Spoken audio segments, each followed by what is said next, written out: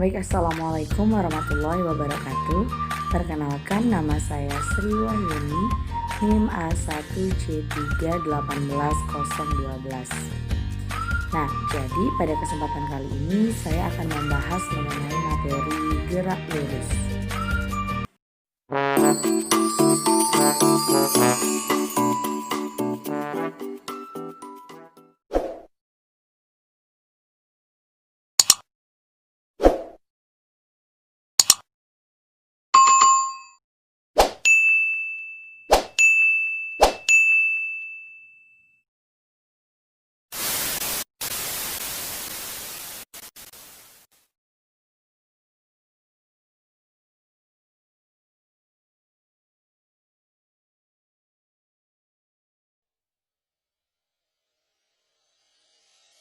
Assalamualaikum warahmatullahi wabarakatuh.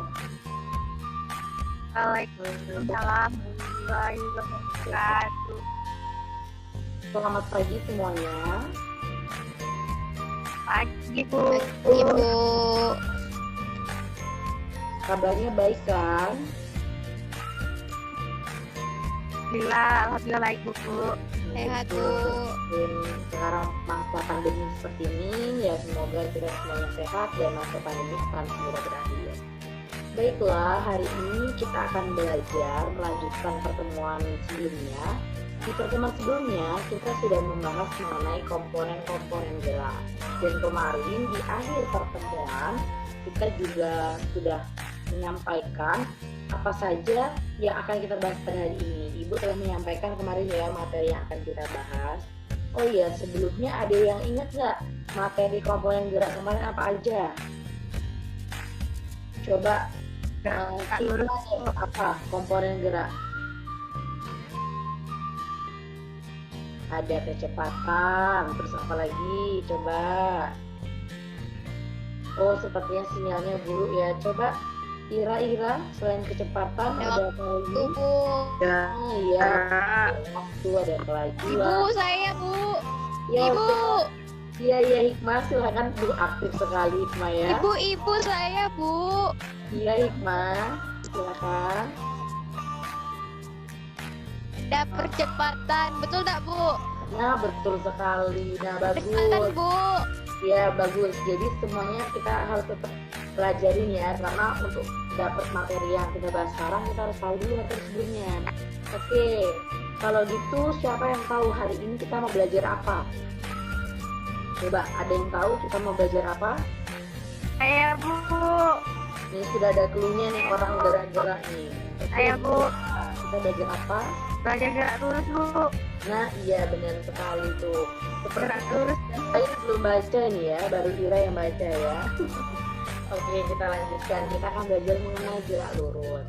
Nah, untuk kompetensi dasar dari pembelajaran hari ini adalah kita harus bisa menganalisis besaran titik pada gerak lurus dengan kecepatan konstan dan juga gerak lurus dengan percepatan konstan berikut dengan makna fisiknya. Berikutnya, kita juga dapat menyajikan data dan grafik hasil percobaan untuk menyelidiki sifat gerak benda yang bergerak lurus dengan kecepatan konstan dan bergerak lurus dengan percepatan konstan berikut dengan makna fisiknya. Selanjutnya, tujuan kemarin kita sudah membahas mengenai 1, 2, 3. Nah, sekarang kita akan membahas poin 4, 5, 6. Di antaranya mendeskripsikan pengertian gerak lurus, menuliskan persamaan gerak lurus, dan juga menggunakan besaran-besaran gerak lurus beraturan dalam pemecahan masalah. Nah, oke. Tujuannya apa? Setelah belajar ini, kita semua mampu mempelajari materi ini. Siswa diharapkan mampu untuk menganalisis besaran-besaran fisik pada gerak lurus dengan kecepatan konstan. Oke, kita akan bahas gerak lurus.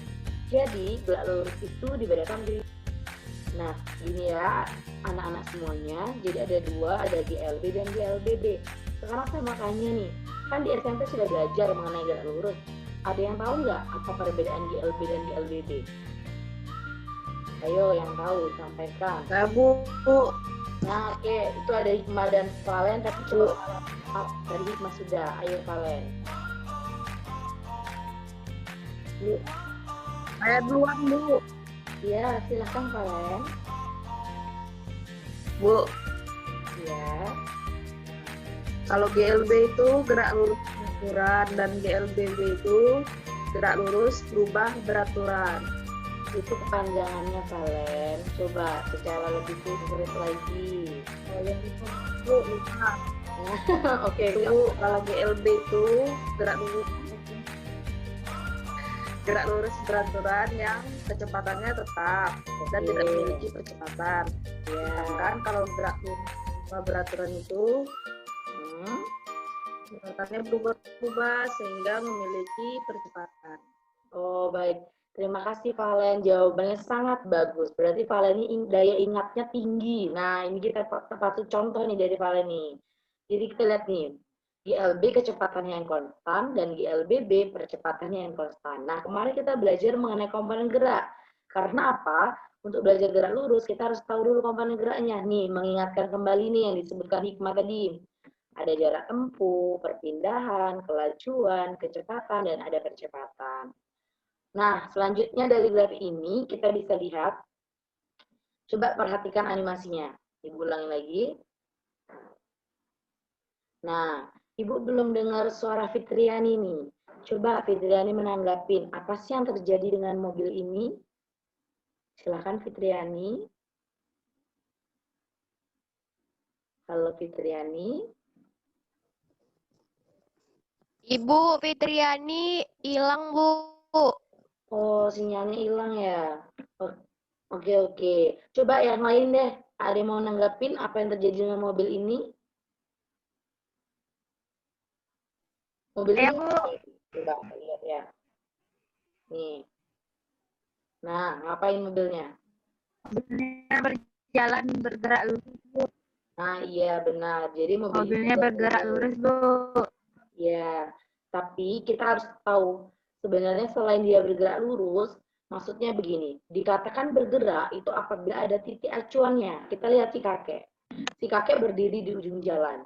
Kalau kita jadikan si kakek ini sebagai seorang pengamat, nah maka kakek ini akan melihat mobil ini bergerak dari titik diam, itu yaitu titik awal dia mau mulai bergerak, sampai di saat dia berhenti.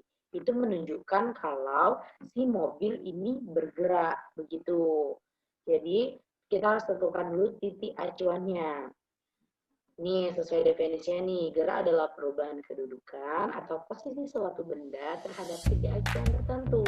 Titik acuan itu adalah suatu titik awal di mana benda itu diam sebagai tempat dimulainya suatu pengukuran terhadap benda yang akan ditinjau. Jadi kayak gitu ya anak-anak. Jadi kalau benda itu bergerak, kita harus tentukan dulu kapan dia mulai bergerak dan kapan dia berhenti bergerak. Begitu. Ini sering dibahas nih di soal-soal SMA. Nanti kalau kalian ikut Olimpiade itu pasti ada tuh digabungin. Pokoknya materi gerak relatif ini sangat penting untuk dipahami. Oke, berikutnya kita akan bahas mengenai gerak lurus beraturan. Nah, di gerak lurus beraturan ini itu punya animasi. Coba diperhatikan. Nah, dia bergerak. Kira-kira kalau dia bergerak seperti itu, apa yang berubah dari orang yang pertama? Ini orang yang masih diam ya. Ketika dia masih diam, kemudian yang ini diam, kemudian kita bergerak di sini. Jadi yang berubah itu adalah perubahan dari yang jelas yang pertama jaraknya berubah ya, karena pertama dia di titik 0, kemudian dia berada di sini, berarti jaraknya berubah. Yang kedua ada waktunya, karena kan nggak mungkin di sini dia 6 sekon, ketika di sini masih juga 6 sekon, kan dia butuh waktu kan untuk menempuh jarak kayak gitu, begitu. Nah kemudian kita bisa buktikan nih perubahannya. Kita lihat adalah S1 dikali S1, S2 dikali S2, S3 dikali S3, dan S4 dikali S4. Nah, kita lihat grafiknya sekarang. Nah, ini dia grafiknya. Dia belajar dengan garis lurus. Nah, coba Ibu akan tanya nih ya, random. Ibu acak ya. Oke, hikmah. Ibu mau tanya hikmah. Kena hikmah tahu tidak? Kan orang ini sudah berjalan, dia melakukan gerak lurus. Nah, kenapa sih dia dikatakan gerak lurus? Coba hikmah menanggapi.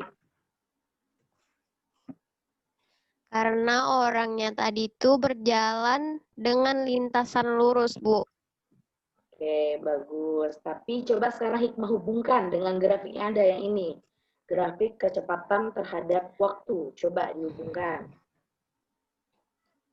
Dari grafik itu dapat kita lihat bahwa konstan gitu, Bu. Apa tuh garisnya tuh lurus saja ke Oh, atas. yang ini Apa ya. tuh? Yang ini lurus gitu ya. Iya, iya, Bu. Oke, oke. Terima kasih Hikmah. Jawaban Hikmah sudah benar nih, anak-anak semuanya. Hanya Ibu menekankan, dia memang dikatakan garis lurus karena apa? Karena kita bisa lihat. Pertama, kita tinjau dulu dari hubungan antara jarak terhadap waktu. Kita lihat, dia bergerak dengan konstan. Benar kata Hikmah, konstan. Jadi kan kita tahu bahwa pembagian antara jarak dan waktu itu sama dengan V. Kita lihat nih, dia berjenjang ya, X1, T1, X2, T2 itu kelipatannya, terus seperti itu. Nah, sementara pada yang ini adalah grafik kecepatan terhadap waktu, kita lihat kecepatannya konstan dan T-nya yang berubah. Jadi dia dikatakan aturan apabila dia vektor dari geraknya itu membentuk lintasan garis lurus, seperti itu.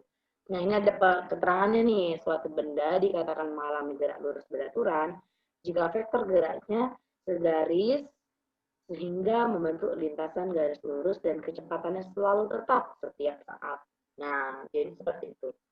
Oke, kita lihat nih. Ini ada grafik. Lihat mobilnya bergerak. Kemudian perhatikan grafik yang di bawah. Itu ada grafik jarak terhadap waktu yang sudah kita bahas tadi. Ibu sudah membahas tadi kan, itu ada grafik antara kecepatan dengan waktu dan juga ada grafik percepatan dengan waktu. Kita lihat kalau jaraknya dia tetap garis lurus. Pokoknya kalau gerak lurus beraturan ini, apapun yang terjadi, grafiknya akan tetap lurus dan kecepatannya akan tetap konstan. Nanti Ibu share ya PPT-nya supaya anak-anak semua bisa belajar ini. Selanjutnya kita akan bahas mengenai akurasi gerak lurus beraturan. Ibu punya soal, silakan dicerna dulu ya soalnya. Nah, ini dia. Gali dan ratna itu terpisah pada jarak 42 meter. Kemudian bergerak saling mendekati. Gali dengan kecepatan 4 meter. Gali yang sebelah sini ya, ini Gali. Dan yang di sebelah sini ini adalah ratna dengan kecepatan 2 meter.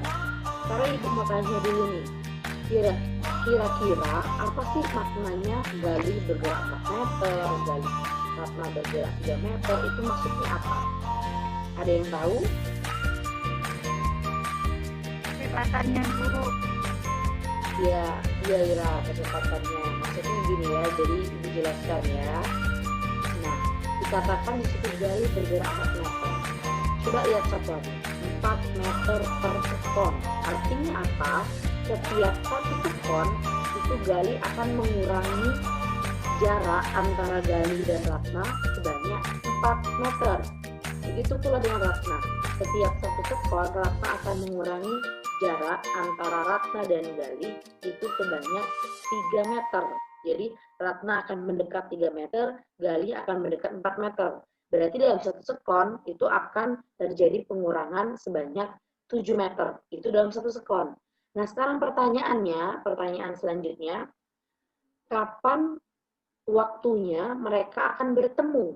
Kalau dalam 1 sekon mereka dapat menempuh jarak 7 meter. Coba ada yang tahu nggak nih? Ira lagi deh, berapa? Kapan waktunya mereka akan bertemu? Coba Ira. Tunggu bentar, Bu. Berapa?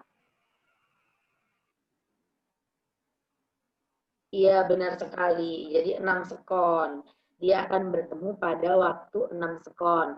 Jadi kan ketika 6 sekon ya, caranya seperti apa? Coba Ira mau menjelaskan gimana caranya? Karena Ira ini pemalu kan, dia nggak berani ngomong ya. Oke, nggak apa-apa. Nanti kita akan bahas lagi. Nah, jadi 6 sekon itu dari setiap 1 menit mereka kan akan mengurangi jaraknya 7 meter. Jadi karena jarak semuanya 42 meter, 42 meter dibagi 7 meter sama dengan 6 meter. Nah, jadi itu cara mudahnya. Nanti kita lihat pembahasannya. Nah, selanjutnya Ibu mau bertanya lagi nih. Kita udah tahu jaraknya segitu. Nah, pertanyaan berikutnya, di mana mereka akan bertemu? Ibu minta Hikmah yang menjawab. Karena Hikmah sepertinya dia tadi mau jawab, tapi keambil sama yang lain. Coba Hikmah jawab. Kalau kita tinjau dari Gali, selama 6 detik Gali bergerak 24 meter. Terus kalau ditinjau dari Ratna, itu selama 6 detik Ratna bergerak 18 meter. Kesimpulannya tuh Gali dan Ratna bertemu setelah 6 second atau pada detik ke-6, 24 meter dari tempat Gali mula-mula atau 18 meter dari tempat Ratna mula. Nah, iya. Terima kasih Hikmah. Tadi Hikmah udah menyampaikan tuh dia pada jarak sekian dan jarak sekian. Nah, sekarang Ibu minta coba Valentina untuk mengulang kesimpulannya. Ayo Valentina, karena Ibu harapkan semuanya paham ya dalam pembelajaran ini. Silakan. Silakan Valentina. Sepertinya gangguan sinyal ya. Iya, saya maklum sih karena memang kita berada di tempat yang berbeda gitu. Silakan. Jadi kesimpulannya adalah mereka bertemu pada detik ke-6 atau 6 second, yaitu 24 meter dari tempat Gali mula-mula dan 18 meter dari tempat Ratna mula-mula. Oke, baik. Terima kasih semuanya. Jawabannya sudah cukup bagus. Kita lihat nih. Ibu sudah menyiapkan kuncinya. Nih, kita bahas ya. Jadi Gali akan bertemu Ratna benar 6 sekon dari 6 dikali 4 sama dengan 24 meter ya. Jadi memang dia akan bertemu di 4 meter pada waktu yang bersamaan kan waktunya 6 sekon. Sementara jarak dari Gali itu atau kecepatannya 4 meter. Berarti dalam waktu 6 sekon Gali dapat menempuh 24 meter dari 6 sekon dikali 4. Kemudian untuk Ratna 6 sekon dikali 3 diperoleh 18. Kalau waktunya sama-sama 6 sekon, hanya saja kecepatan Gali dan Ratna itu berbeda. Oke. Ada yang mau ditanyakan tentang pertemuan hari ini? Ya Bu, Sudah paham? paham Bu. Sudah, Bu. Oke, kalau memang sudah paham, sekarang tolong semuanya amati animasi yang Ibu berikan ini. Oke, bisa dilihat ya, banyak sekali hewan-hewan yang bergerak. Dan pertanyaan Ibu, kita tahu bahwa gerak itu adalah perubahan posisi dari pertama benda diam sampai benda itu berhenti. Nah, pertanyaannya adalah binatang mana yang bergerak dan binatang mana yang diam. Nah, itu coba dijelaskan. Ingat prinsipnya, tentukan titik acuannya dan tentukan siapa sebagai pengamat. Kenapa benda itu bisa dikatakan bergerak? Seperti yang Ibu bahas tadi mengenai mobil. Nah, seperti itu. Jadi ingat ya. Untuk tugas Bu, ini, saya Bu. oke, Hikmah silakan. Itu Bu, burung. Burung yang warna hitam di atas. Nah, yang terbang itu titik acuannya burung yang diam di bawah pohon itu, Bu, dekat genteng. Nah, ya, jadi menurut Hikmah yang diam yang mana? Yang diam yang di bawah di atas Yang ini. genteng bawah pohon itu, Bu. Yang ini dia. Ah, iya itu, Bu. Yang ini Iya, yang Bu. bergerak. Oke, benar sekali. Iya, Bu. Nah, berarti Ibu rasa untuk pelajaran dan contoh soal ini itu anak-anak semua sudah paham. Oke, nanti Ibu akan kirimkan 2 soal latihan di WhatsApp grup dan silakan dikirimkan sebelum pertemuan berikutnya. Untuk pertemuan berikutnya, kita akan membahas mengenai ILBB. Jadi silakan anak-anak semua pelajari. Ibu juga nanti akan mengirimkan buku untuk kalian belajar. Dan juga satu lagi, sebelum memulai materi minggu depan, Ibu akan adakan kuis tentang pertemuan hari ini. Dan soal dari kuisnya tidak jauh-jauh dari animasi yang Ibu berikan ini, ada kaitannya. Jadi nanti Ibu bagikan PPT, bagikan juga buku. Silahkan anak-anak semua pelajarin untuk persiapan kuis dan mengisi portofolio. Baiklah anak-anak, kalau sudah tidak ada lagi yang ditanyakan, Ibu ucapkan terima kasih. Semoga pembelajaran kita hari ini dapat membantu pemahaman dari kita semua dan menjadi pembelajaran yang bermakna. Ibu ucapkan terima kasih. Sampai jumpa. Semangat dan jangan lupa jaga kesehatan, pakai masker, jaga jarak, ikuti protokol kesehatan, dan satu lagi di rumah aja karena sekolah sudah virtual. Oke, Ibu akhiri. Wabillahi taufiq wal hidayah. Wassalamualaikum warahmatullahi wabarakatuh. Waalaikumsalam warahmatullahi wabarakatuh. Terima kasih, Ibu. Baik, itulah tadi penjelasan mengenai materi gerak lurus. Semoga bermanfaat. Saya ucapkan terima kasih.